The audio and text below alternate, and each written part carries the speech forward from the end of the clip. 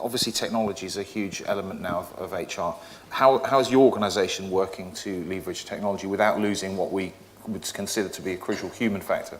Yeah, so technology, I think, goes to the center of the opportunity here because, in a way, technology allows you to do two things that have hitherto been impossible. The first thing is, if you do it right, you can use technology to scale to large numbers. So large numbers, people can benefit from things if you use technology right. And the second thing about technology is it allows you to give experiences that are personalized. So, big data, that's what allows you, when you're a user, to actually have something that feels as though it's yours. So that's the sort of the upside of this, the fantastic opportunity technology. The challenge with it, of course, is how do you do that without making it feel like a dehumanized experience? And I think there that the trap maybe to try and avoid is to avoid just thinking that it's all about technology products. The world is full of all singing, all dancing tools and apps that look great, but it's not obvious how to embed them into the processes of organizations. So I think the opportunity here is to think about managed processes just in the way that we always have done, but then think about how you can put technology at the core of those processes, so embedding technology in your processes, which is a different angle, I think, than saying we have this great product, now we're looking to figure out who wants to use it. Thanks. Inge, what about you within ISA? How are you deploying technology at the moment? So I completely agree with you that how do you embed technology? It's also about what's in it for me, for employees, so why would they use technology? What can they learn, or how can they see the value of using it? One technology or platform that we have recently implemented, it's the social technology or social platform that helps people to communicate in different regions. Like it works similar like, say, Facebook or similar platforms. And that's connecting people and sharing the messages that somebody in Netherlands can communicate with somebody in Canada or in Chile or in Argentina and share the capability or projects they're working on, or ask for advice, or just post that I'm having a great day and I wanted to share that. So that helps people to connect. We had quite a few challenges in implementing that, as we thought that's a great opportunity and that will help people to connect and collaborate. But we have to be careful about cultural settings and behaviors and habits that people have. Some people are quite resistant to using technology, and if you implement something new, they will say, well, I'm not sure, I'd love to use it, but I'm quite resistant. So we spend quite a lot of time to unlock what's in it for people and how to help to build the capability using technology, how to kind of hold their hands and understand how to use that. And also not to lose this human factor that we can't just rely on technology. It's how do we do meetings face-to-face and through technology as well? How do we make our senior leaders be role models using technology and communicating? So that's all kind of blended approach that, yes, technology is great and we have to use, we have to progress in the companies. But we need to take in account as well what are the habits of people, what's our population, how they are used to do things, and how we can help them to move towards more friendly use of technology. And overall, what's in it for them? Why technology? How does it help? And Bernard, your thoughts on that question? Yes, so yes, we have more and more technologies every day. Now you take your order by internet. The truck driver has his iPhone, a code. He just loads the batch that is done automatically. His truck is directed by GPS with a system. So we train the people with a virtual platform and so on. So we have shared service center, so it looks a bit without human factor. But it really, the question is, what do you want to do? What is your identity? And I personally insist a lot on the values and the behavior. Who are we? What is the purpose of those technologies? And we have aligned the company, the top 100, and the leaders, we are very sensitive to the way they behave. And when we assess them, the behavior is part of the assessment, and we are consequent. If the development of the people is important, I as CEO, I must go to the training even if they are the technology platform and so on. So it's a question of consistency and behavior. And I believe that by insisting a lot, then we can create this identity where we will use the technology to support who we are and not dehumanize who we are. And then we measure. In the assessment, we measure the values, we measure the engagement of the people, we work on it, we measure the satisfaction of the customer, we work on it, and we could see an increase of 15 percentage points of the engagement of the people. And I believe it's not only this, but it's linked with the behavior of the leaders that go through the organization. And when you can resonate the use of technology with your behavior, you are comfortable with your identity, and you can be successful. Before we move on to the next question, Angus, you were nodding a lot during that. I think you probably pick up on leadership there. Yeah, I was just thinking. I was thinking about both of your comments, and I just reflecting a bit on at Potential Life, we have a lot of people using a lot of our technology solutions, and some individuals are not comfortable with technology, and others are. And we've realized that we actually have to use that information and actually build processes that actually understands that and builds that around the different segments. So there's some people who are very, very comfortable with the technology. We don't actually need to provide much support to them. They get it, they enjoy it, and it's all fine. Others are actually doing just fine with the technology, but they're not sure they're doing just fine. And so you have to provide them perhaps with a weekly check-in where they can just confirm that everything's okay. And everything's just fine, they just need a bit of validation. And then you have other people for whom it's actually a bit tricky, for whom you actually do have to provide some serious hand-holding to help them through, and then maybe they're on a learning curve, and maybe by the end of a process they will also become comfortable with it. And I think it's recognizing that it's not one size that fits all, but you are taking some labor out of a process compared to what might have been a former sort of labor-intensive process. But nevertheless, you are calibrating how much human involvement is there according to people's level of comfort. So I was just thinking that based on what you guys said. Thank you. And Inga, just to pick up on something you said as well, in terms of that implementation that you've been discussing and rolling out, did you get to a point where actually you just have to say, do it, or was there always a consultative element around that? Yes, at some point we said, just do it, but it didn't work. So we tried to assess, what is it? Why people don't do it? And it's like Angus said, it's kind of three levels, that there are people who just get on with it, and they are millennials or quite young and enthusiastic, and even senior professionals who are used to technology. They just did it. There were some kind of next pool of people who were a bit resistant, but with a bit of hand-holding, they started to use it. And there were professionals who said, well, why would I use it? I can pick up the phone and speak with somebody. I can go to the person and speak with them. Why would I go to Yammer and say something to pool of people? Like, what's in it? Why technology? So what did we do, and what was crucial in helping people to change the mindset and change behaviors? It's senior leaders leading by example. It's senior leaders, and they as well, sometimes they said, well, I don't have time for it. Why should I do it? And then we had a conversation, and we said, well, we invested in this technology. We thought it will help us to unlock collaboration, to bring people together, to share capability.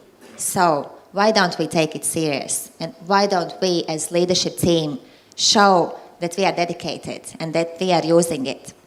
So by making sure that senior leaders dedicate their time. And how we did it? In our say we have commercial bus sessions, which is once in a quarter. We share with people what's the business result, what is the strategy going forward. Before we used to do that in face-to-face meetings. And we said, okay, we will slowly move towards technology. We will still have face-to-face meetings to present the business results and the strategy going forward. And after that, we will have Q&As using Yammer technology, using the social. So senior executives were sitting at their tables and answering people questions. And that started to make some change in behavior, that people thought, oh, CEO is spending time in reading my question and answering that, and he answers every question that people post, and in the dedicated time, and he actually does it. And he also comments that, well, I'm a bit unsure, my fingers are too slow to type, that's why it takes so long time, like being human himself and showing that he's learning as well. And that helped people to kind of buy in as seeing that senior executives are human as well, and they make their effort to learn new skill and to do what we have dedicated and agreed to do. And that was leading by example from senior team that helped us to get into behaviors that we wanted. And now people are collaborating, they are using Yammer. Of course, not 100%. And that's not the purpose. The purpose is to make sure that it's available for everybody who want to use it and who see the benefit of using it. And we see that the usage levels are increasing, and the messages or the themes that are going through are much more insightful and much more in terms of collaboration and how can we best serve the customer, and what's the greatest customer experience that we had, how did we wow the customer with some service. And that actually for company and culture that helps us to assess what do people think, how they feel, how they look at things, and what kind of insights do they generate themselves from the experiences with customer. So that helps in managing the culture and implementing the values, as you say. Who are we and what's our integrity, and how do we want to shape the behaviors and values in the company? Perfect, thank you. I think the importance of senior leadership's buy-in is something that runs across every function when it comes to this kind of transformation. So certainly there's a lot of learning on that. Bernard, looking at IT, this is a bit of a different question, really different perspective from you as CEO, but how do you think the relationship between HR and, for example, IT and procurement is changing as a result of the technology that's now coming online? And do you see that as being a kind of a real downward pressure on budgets that are given to HR? So the way we address it globally, yes, those new technology tend to be more decentralized. But in fact, we centralize our platforms. We centralize the way we procure to create a consistent approach within the group. And then the HR will interact with that platform and put in place the programs. And for me, the HR must gain in efficiency, but at the same time, this efficiency must be also reinvested in human contacts. That was linked to the first question. So they have to work with IT, they have to work with procurement to make sure that what we deploy is meaningful and sustainable within the company. So a kind of paradox, it is a centralization and a close partnership between IT and HR and procurement. Just out of interest, what's in your shared service center? What functions sit in your shared service center? So if I take, for example, Latin America, we deployed a shared service center in Medellin, in Colombia, and we support 12,000 employees with all the transaction function. Order to cash can be there, and it includes also the transaction of the HR. So all those functions go there, and so this is a kind of investment we do. We have, for example, also deployed 80 training room all over the world, but then we realize it's a fantastic way to communicate. So I use them when I want to organize communication, so that I can welcome 30, 40 people, and I can directly access to them. So this is a kind of initiative that we deploy.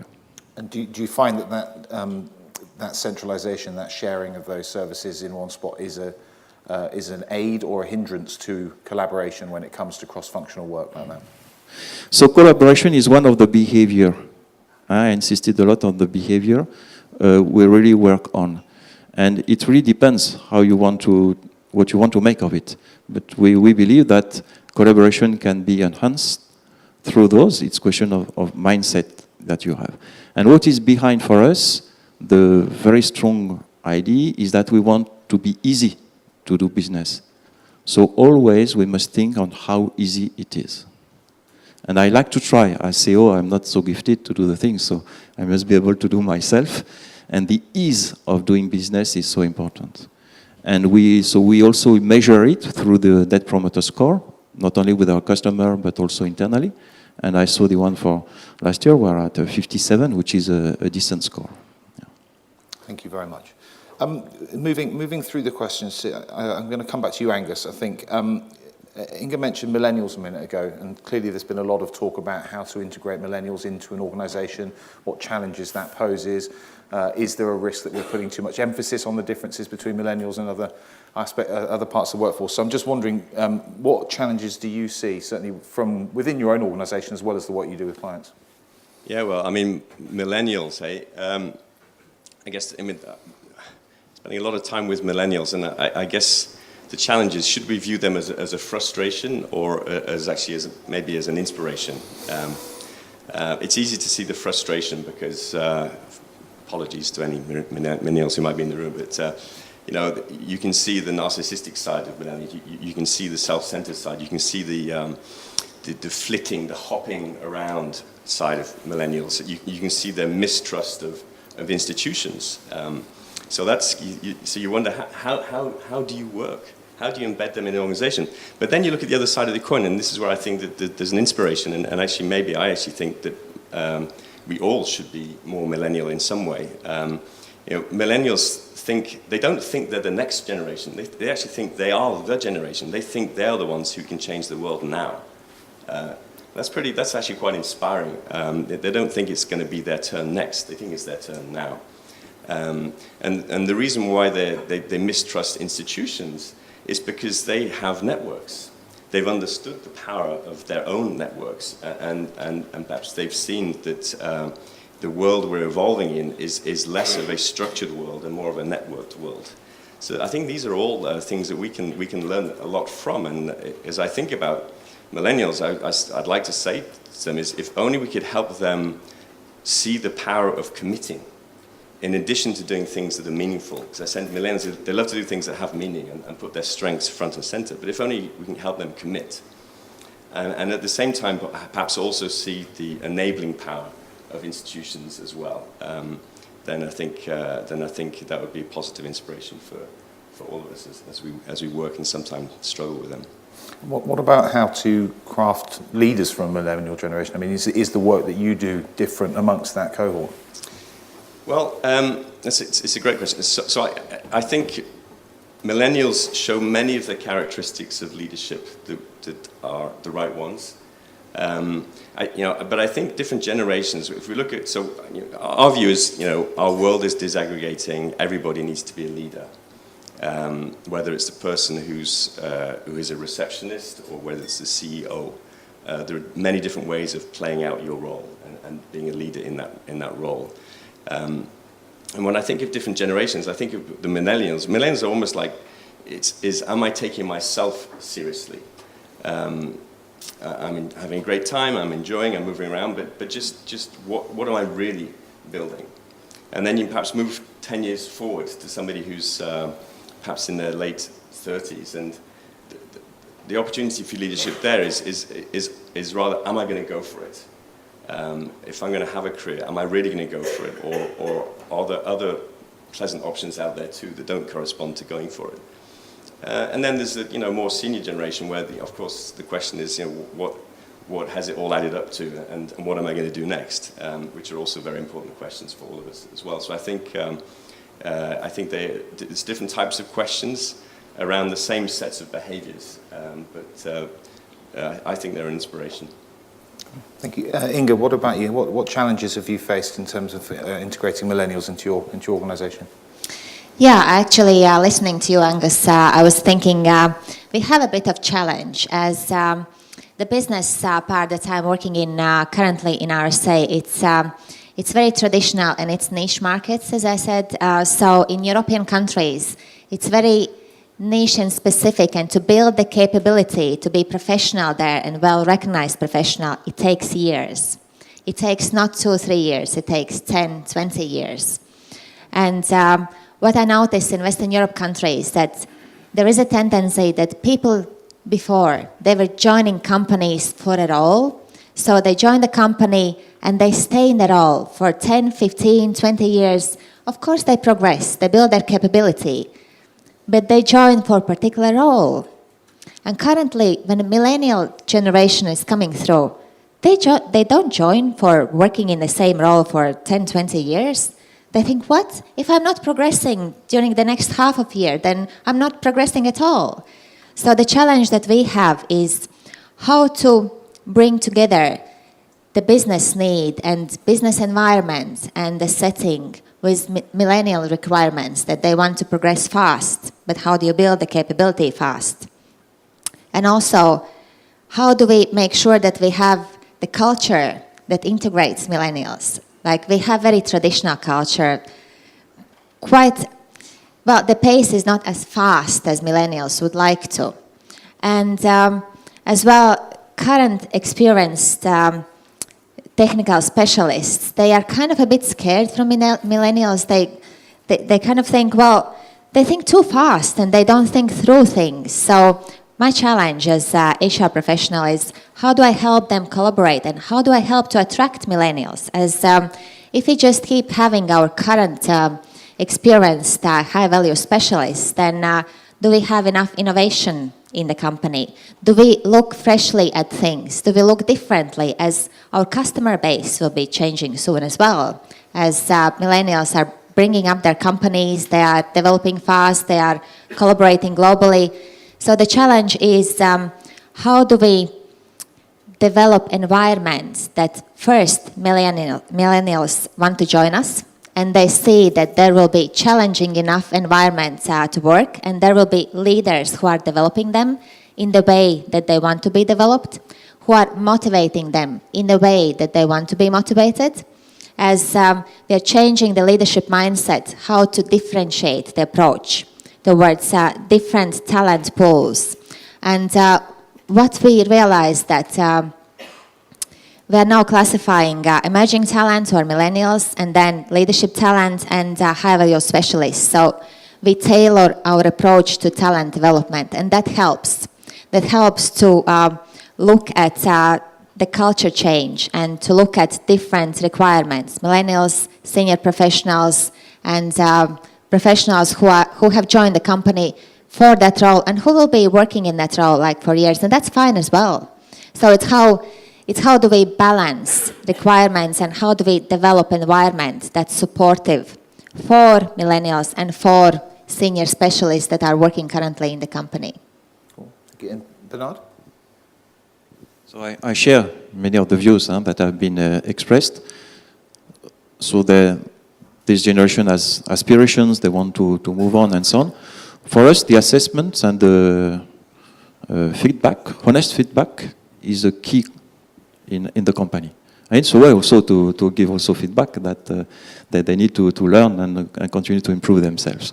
So this being said, our business is relatively decentralized, so we can give opportunities quite quickly.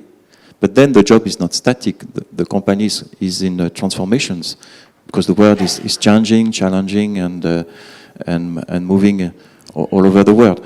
So we can also build, it was your comment on the positive characteristic. Our company invests a lot in sustainable development. For us, it's a license to operate, but it's also the way we want to do the business. So we pay attention to our employees, to the communities. We develop inclusive business, and it's a way for us to do the business. And this really attracts them. And I am back also to the values and behavior, integrity, those kind of message resonate very well with them. And I think it's a great generation to have when you have a leadership ambition to move on your company.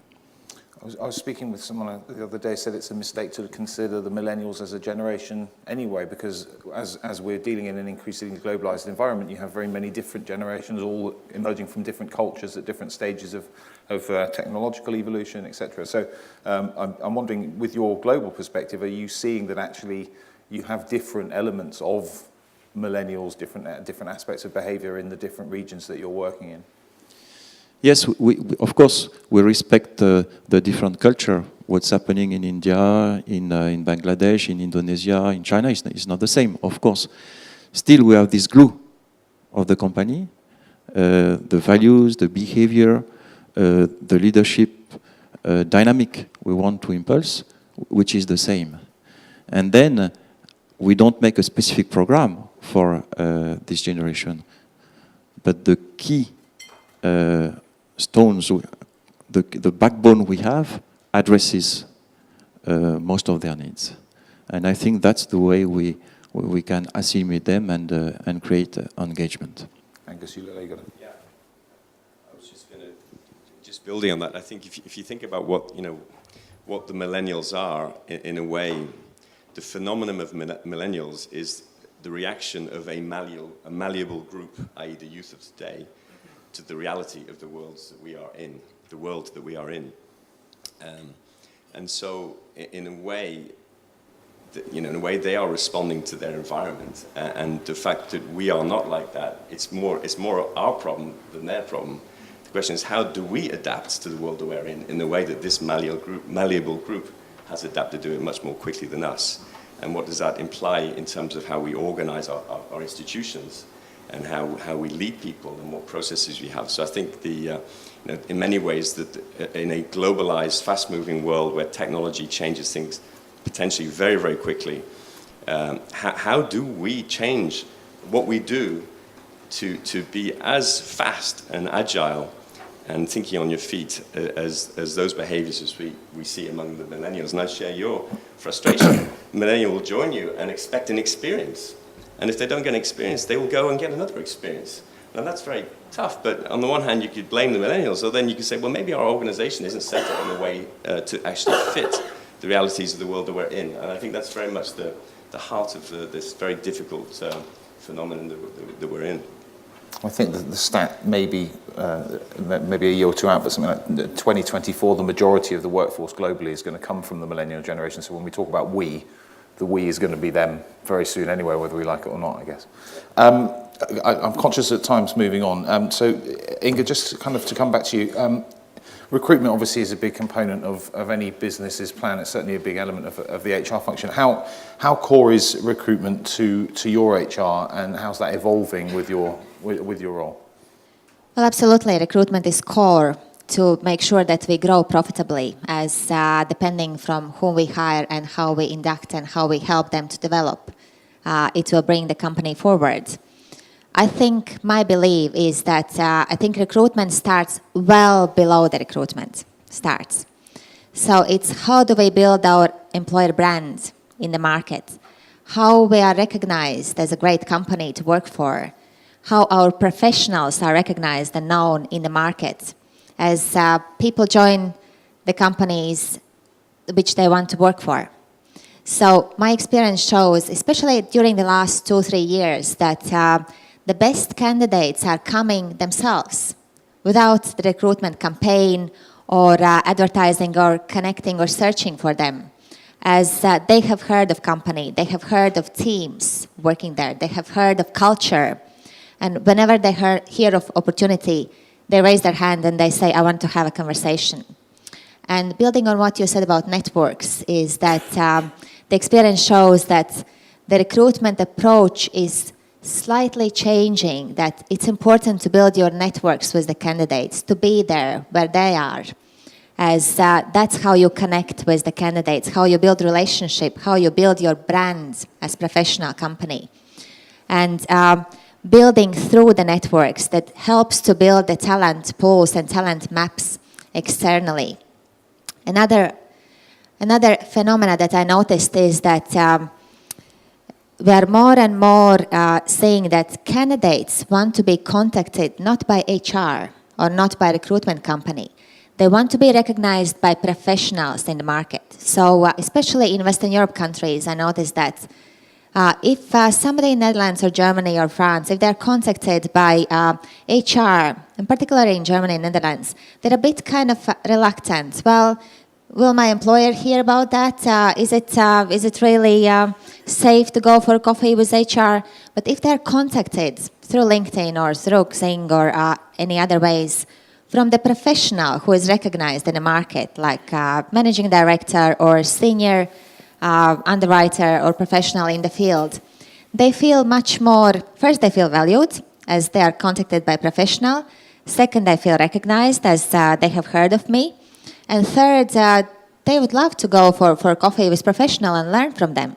So that's how we are thinking about recruitment before the recruitment starts, in advance. And then, of course, the traditional recruitment process. But my belief is recruitment starts well before recruitment starts. Thank you. Do either of the other two want to pick up on any of that before we move on? So very briefly, yes, recruitment is essential. Huh? We spend a lot of time on investment, but this is one of the key investment we can make. And it's very important that it's a professional process in place. Huh? And I agree with this anticipation, the brand. I insisted a lot on the values and behavior. So when we hire people, we test the skills, but we also assess the values. And we take into account when we hire. And this is core, but we outsource it because we find it easy to have access to different platforms and make sure it's systematically done. To give you guys a chance to get a question or two in before we finish, we'll skip the last one if there are any questions from the audience. So do we have... There's a question from the back. Do we have a microphone doing the rounds? Thank you. Steve Pearson from Roffey Park. One is a brief observation, which is you're talking about technology, but it sounds to me what you're really talking about is technology in the context of digital and with all the assumptions that come with that. And to my mind, there's always been a gap between the technology lead and social processes in society and organisations. And technology, whether it be digital or otherwise, is simply making that gap widen faster.